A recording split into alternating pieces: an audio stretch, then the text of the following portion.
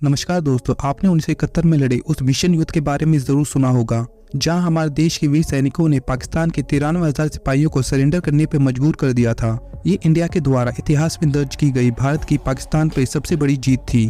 वैसे तो इस जीत का श्रेय हमारी इंडियन आर्मी और सभी वीर जवानों को जाता है,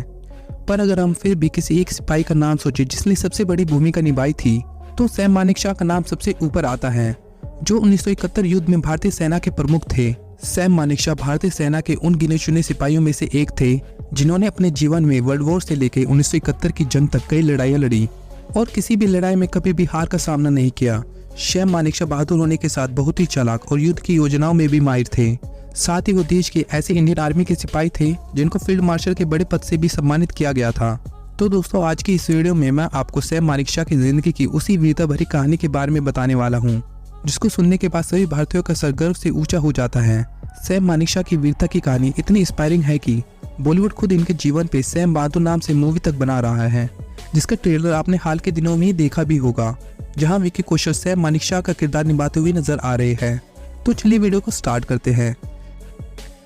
सैम मानेकशॉ एक पारसी परिवार से बिलोंग करते थे, जिनका जन्म 3 अप्रैल 1914 को अमृतसर पंजाब में हुआ था। सैम मानेकशॉ बचपन से ही काफी अक्लमंद और गुस्सैल स्वभाव के थे और डॉक्टर बनने का ख्वाब देखा करते थे, क्योंकि उनके पिता भी एक डॉक्टर थे। जब सैम 15 साल के थे तो उन्होंने पिता से आगे की पढ़ाई के लिए विदेश जाने की जिद की, लेकिन उनके पिता ने उनको विदेश भेजने से साफ मना कर दिया। गुस्सैल स्वभाव होने के कारण पिता के द्वारा विदेश ना भेजे जाने पर उनका गुस्सा 7वें आसमान पे पहुंच गया और इसी गुस्से में उन्होंने अपना डॉक्टर बनने का सपना छोड़कर सेना में भर्ती होने का एग्जाम दे डाला, जो कि कभी इनका प्लान और सपना था ही नहीं। और इस एग्जाम को पास करने के बाद साल 1932 में IMA मतलब इंडियन मिलिट्री एकेडमी को ज्वाइन कर लिया और इस तरीके से ड्रीम जॉब ना होते हुए भी मिलिट्री ही अब सैम मानेकशॉ का कैरियर बन चुकी थी। जैसा कि हम सभी जानते हैं, ये वो समय था जब भारत अंग्रेजों का गुलाम था और हमारी भारतीय सेना भी अंग्रेजों के लिए ही वॉर लड़ा करती थी और भारतीय सेना ब्रिटिश इंडियन आर्मी के नाम से जानी जाती थी। 1939 में जब सेकेंड वर्ल्ड वॉर शुरू हुआ, तब तक Sam Manekshaw British Indian army का कैप्टन का ओहदा पा चुके थे, जिसके चलते ही वो वर्ल्ड वॉर में ब्रिटिश सेना की तरफ से एक अहम भूमिका भी निभा रहे थे। इसी वॉर के दौरान 1942 में जब सैम मानेकशॉ बर्मा देश के अंदर अपने जवानों को जापान के सिपाहियों के खिलाफ लीड कर रहे थे, तभी अचानक से वो एक मशीन गन का शिकार बन गए और उनकी किडनी, लंग्स और लीवर में एक के बाद एक 9 गोलियां लगी, जिसके कारण उनका पूरा शरीर खून से लथपथ हो चुका था। लेकिन वो इतने बहादुर थे कि इतनी गोलियां लगने के बाद भी सैम मानेकशॉ ने घुटने नहीं टेके और दुश्मनों पे लगातार गोलियां चलाते रहे। और इस पूरे नज़ारे को ब्रिटिश इंडिया के division commander major general David Cowan अपनी आंखों से देख रहे थे और इस पूरी घटना को अपने सामने देखते हुए वो सैम मानेकशॉ से इतने प्रभावित हुए कि वो दौड़ते हुए इनके पास गए और अपनी यूनिफॉर्म से खुद का मिलिट्री क्रॉस उखाड़ कर मानेकशॉ की वर्दी पे लगा दिया, क्योंकि उस समय मानेकशॉ की हालत देखते हुए सबको यही लग रहा था कि अब वो जिंदा बिल्कुल भी नहीं बच पाएंगे। लेकिन इससे पहले कि उनको कुछ होता, शेर सिंह नाम का एक सिपाही उनको अपने कंधे पे उठा के उस खतरनाक गोलीबारी के बीच से बाहर निकाल लाया और तेजी से दौड़ता हुआ सैम को सीधा एक ऑस्ट्रेलियन डॉक्टर के पास ले गया। अब जब डॉक्टर ने मानेकशॉ की हालत देखी तो ये कहते हुए उनका इलाज करने से मना कर दिया कि उनके बचने के चांसेस लगभग ना के बराबर है। दरअसल डॉक्टर को मानेकशॉ के बचने की उम्मीद बिल्कुल भी नहीं थी और ऐसे में वो इनके इलाज में अपना समय खराब नहीं करना चाहते थे। लेकिन शेर सिंह ने जब डॉक्टर को उनका इलाज करने के लिए फोर्स किया तो आखिरकार डॉक्टर ने ये चेक करने के लिए मानेकशॉ कितने होश में हैं, जानबूझकर उनसे सवाल पूछा कि नौजवान तुम्हें क्या हुआ है। और डॉक्टर की इस बात का जवाब देते हुए मानेकशॉ ने कहा कि मुझे एक खच्चर ने लात मारी है। मानेकशॉ का ये जवाब सुनकर डॉक्टर के चेहरे पे हंसी आ गई और वो इनका इलाज करने के लिए राजी हो गए। डॉक्टर के द्वारा इलाज करते हुए ने लंग्स, किडनी और लीवर से सभी 9 गोलियां निकाली गई और इतनी बुरी तरह घायल हो जाने के बाद भी उनका जिंदा बच निकलना डॉक्टर के हिसाब से किसी चमत्कार से कम नहीं था।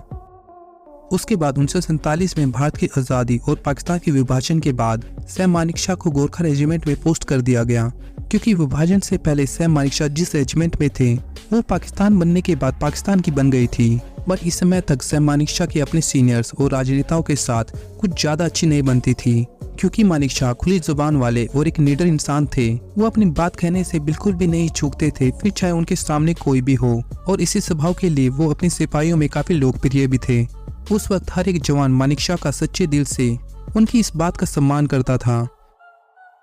अब दोस्तों सैम मानेकशॉ वैसे तो अपनी जिंदगी में एक से बढ़कर एक मुश्किलों और मुसीबतों का सामना कर चुके थे, लेकिन उनकी जिंदगी की सबसे बड़ी चुनौती उनके सामने तब आई जब भारतीय सेना का सबसे सीनियर कमांडर होने के नाते सन 1969 में उन्हें आर्मी चीफ बना दिया गया, क्योंकि पूरी पाकिस्तान के सिपाहियों का अपने नागरिकों पे अत्याचार इस हद तक बढ़ गया था कि वो लोग अपनी जान बचाने के लिए भारत की तरफ पलायन करने पर मजबूर हो गए थे। मामले की गंभीरता को समझते हुए उस समय हमारी प्रधानमंत्री इंदिरा गांधी ने सैम मानेकशॉ के साथ तुरंत एक मीटिंग की और पाकिस्तान को जल्द से जल्द एक मुंहतोड़ जवाब देने के लिए बोला, क्योंकि इतने लोगों का प्लान भारत के लिए भी एक थ्रेट के जैसे ही था। इसलिए ही इंदिरा गांधी भी चाहती थी कि ये युद्ध जितनी जल्दी हो सके शुरू हो जाए, लेकिन मानेकशॉ के हिसाब से उस समय जंग शुरू करना भारत के लिए बिल्कुल भी सही नहीं था, क्योंकि उस समय भारत का दुश्मन पाकिस्तान ही नहीं चीन भी था। अगर उस समय भारत पाकिस्तान से युद्ध छेड़ देता और चाइना भी युद्ध में आ जाता तो भारत की हार निश्चित थी। इसलिए ही मानेकशॉ ने इंदिरा गांधी के युद्ध के प्रस्ताव को सिरे से नकार दिया और इंदिरा गांधी जैसे स्ट्रिक्ट पीएम के डिसीजन को निकालने का दम कोई मानेकशॉ जैसा निडर जनरल ही कर सकता था, क्योंकि मानेकशॉ बिना तैयारी के युद्ध में नहीं जाना चाहते थे। वो युद्ध की तैयारी के लिए थोड़ा समय चाहते थे, जिससे कि वो दुश्मन पे अपनी विजय पा सके। सभी तैयारी करने के बाद 3 दिसंबर 1971 को भारत और पाकिस्तान के बीच युद्ध शुरू हुआ। अब इस तैयारी का फायदा यह हुआ कि भारत का पलड़ा शुरुआत से ही पाकिस्तान पे भारी रहा और भारतीय सेना लगातार सभी मोर्चे को अपने कब्जे में लेती गई।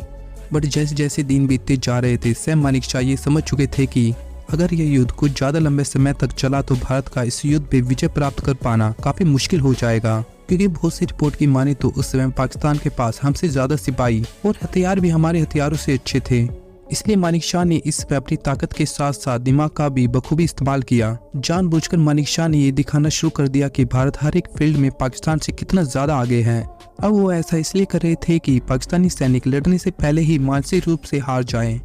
और भारत के सामने सरेंडर कर दें। और दोस्तों मानेकशॉ की ये रणनीति वाकई में काम कर गई, जिसके चलते 16 दिसंबर मतलब युद्ध शुरू होने के 13वें दिन ही पाकिस्तान की सेना, जिनकी संख्या करीब 93,000 थी, सभी ने भारत के सामने घुटने टेक दिए। और ऐसे मानेकशॉ ने अपनी सूझबूझ और वॉर टैक्टिक्स के चलते इस युद्ध में भारत की विजय पक्की की। एंड दोस्तों ये कोई छोटी मोटी जीत नहीं थी, बल्कि भारतीय फौज ने पाकिस्तान के 93,000 सिपाहियों को तो घुटनों पे लाया ही, साथ ही उनको 2 टुकड़ों में बांट दिया और दुनिया में बांग्लादेश के रूप में एक नए देश का जन्म किया। जिसके बाद से मानेकशॉ देश के लिए एक हीरो बन गए, जिसको साल 1972 में भारत के दूसरे सबसे बड़े नागरिक सम्मान पद्म विभूषण से भी सम्मानित किया गया। और साथ ही 1973 में उन्हें सेना के सबसे बड़े पद फील्ड मार्शल से भी नवाजा गया था। हालांकि इस सम्मान को प्राप्त करने के 2 हफ्ते बाद 15 जनवरी 1973 के दिन उन्होंने एक्टिव सर्विस से रिटायर ले ली और आगे चलकर साल 2008 में 94 साल की उम्र में उन्होंने इस दुनिया को अलविदा कह दिया। लेकिन दोस्तों अपने निडर अंदाज और खुली जुबान के लिए आज भी सैम मानेकशॉ इंडियन आर्मी में एक बहुत बड़ा नाम है और इनके इन्हीं बहादुरी भरे किस्सों की बदौलत ही बॉलीवुड भी इन पे सैम बहादुर नाम से मूवी बना रहा है, जिसकी रिलीजिंग डेट आई गेस 1 दिसंबर 2023 है। उम्मीद है आपको सैम मानेकशॉ की जिंदगी पे ये वीडियो जरूर पसंद आई होगी। जय हिंद।